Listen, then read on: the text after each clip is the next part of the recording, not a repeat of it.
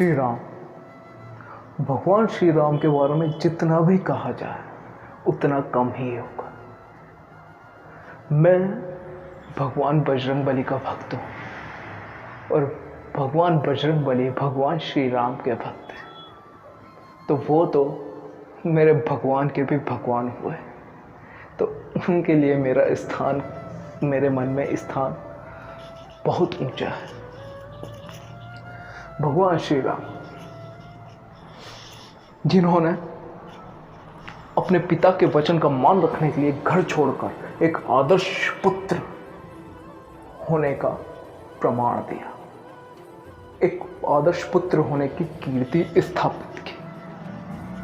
अपनी पत्नी का अपहरण होने पर हार न मानकर उसको ढूंढकर एक पति होने का पूरा धर्म निभाया, एक अच्छे पति होने का पूरा धर्म निभाया। अपनी प्रजा के द्वारा खुद पर लालचन लगने पर प्रजा को कुछ न कहकर अपनी पत्नी का, अपने प्राणों से भी प्रिय पत्नी का त्याग कर कर एक राजा होने का धर्म निभाया। उसके पश्चात भी जीवन भर खुद दुखी रहकर भी कभी अपने दुख को अपनी प्रजा के सामने व्यक्त न होने दिया। इस प्रकार से एक श्रेष्ठ राजा होने का कर्तव्य निभाया। वो है भगवान श्री राम, जो एक श्रेष्ठ पुत्र, एक श्रेष्ठ पति, एक श्रेष्ठ राजा, एक श्रेष्ठ भाई। श्रेष्ठ क्या, ये तो सर्वश्रेष्ठ है। इनसे श्रेष्ठ उदाहरण पूरी दुनिया में नहीं मिल सकता, संभव ही नहीं। अभी राम मंदिर का पुनर्निर्माण का कार्य शुरू हो गया 5 अगस्त को। अब इस पर बहुत सारे कह रहे हैं कि मस्जिद को गिराया गया, मस्जिद को गिराया गया। तो ये साबित हो चुका है कि पहले वहाँ पर मंदिर था, उस मंदिर को तोड़कर वहाँ पर मस्जिद बनाई गई, बाबरी मस्जिद। तो वहाँ पर जब वो मस्जिद बनाई गई तो न जाने कितने बेगुनाह लोगों को मारकर और भारत की मंदिर को तोड़कर भारत की संस्कृति का अपमान किया गया, भारत की संस्कृति को खत्म करने की कोशिश की गई। तो वो मस्जिद नहीं थी, वो नफरत की इमारत थी जो नफरत का संदेश दे रही थी। अब मैं जितना भी जानता हूँ इस्लाम के बारे में कि नफरत फैलाने के लिए कभी मस्जिद नहीं बनाई जाती। मस्जिद ऊपर वाले की, ईश्वर की इबादत करने के लिए, उसकी प्रार्थना करने के लिए बनाई जाती है। तो वो मेरे ख्याल से वो मस्जिद नहीं, वो सिर्फ नफरत की इमारत थी जो भारत की संस्कृति के अपमान का प्रतीक थी, जिसको गिराकर अब वहाँ पर प्रेम के प्रतीक भगवान श्री राम का मंदिर बनने जा रहा है।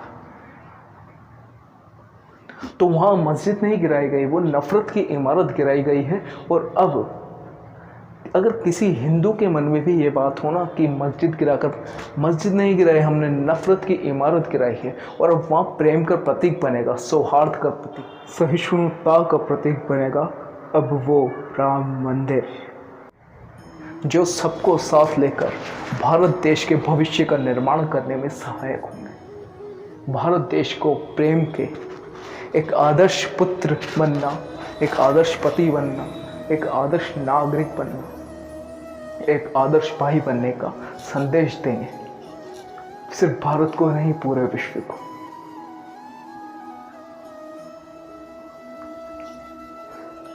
यही है असलियत।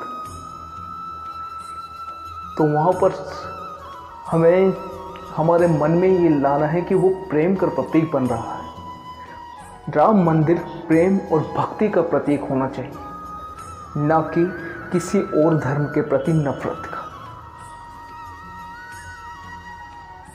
क्योंकि अगर नफरत का प्रतीक अगर हम मन में रखेंगे कि उसको गिराकर, मस्जिद को गिराकर ही बनाया गया, तो ऐसी भावना से हमारे मन में एक नफरत रहेगी जो कि सही नहीं है। नफरत का प्रतीक नहीं। भगवान श्री राम ने, आपको याद हो तो एक बार रावण ने अपने कुछ दूतों को श्री राम के खेमे में भेजा था, उनके जो खेमा लगा हुआ था वहाँ भेजा था। तो वो वहाँ पर पूरी पड़ताल करने की, श्री राम की सेना में कौन कौन योद्धा हैं वगैरह, उनकी पूरी पड़ताल करने गए थे, लेकिन उनको बाकी सेना के द्वारा पकड़ लिया गया था। तो जब उनको भगवान श्री राम के सामने ले जाया गया तो बाकी सब कह रहे थे कि ये पकड़े गए हैं, इनको जान से मार दो, क्योंकि ये हमारे दुश्मन के हैं, ये हमारे विरोधी के दूत हैं, इनको जान से मार दो, ये हमारी गुप्त सूचना लेने आए थे। तो धर्म यही कहता है कि इनको जान से मार दो, इनको छोड़ना नहीं चाहिए। तो भगवान श्री राम ने कहा था कि इनको जीवित छोड़ दो, और उनसे पूछा कि आपने सब कुछ देख लिया है या कुछ और सूचना देखना बाकी है। मैं आपको बता देता हूँ कि हमारे यहाँ क्या क्या सूचना है, हमारी क्या रणनीति है। मैं आपको कोई भी नहीं रोकेगा, आप पूरा घूम के देख लीजिए, सारी सूचना प्राप्त कर लीजिए, और पूरे संतुष्ट होने के बाद अपने राजा रावण के पास जाइए। तो ये थे भगवान श्री राम, जो अपने दुश्मन से भी नफरत नहीं करते हैं। तो उनका जो मंदिर बनने जा रहा है वो नफरत का प्रतीक हो ही कैसे सकता है, वो सिर्फ प्रेम और भक्ति का प्रतीक होना चाहिए। बस यही कहना चाहता हूँ। धन्यवाद। जय हिंद, जय भारत।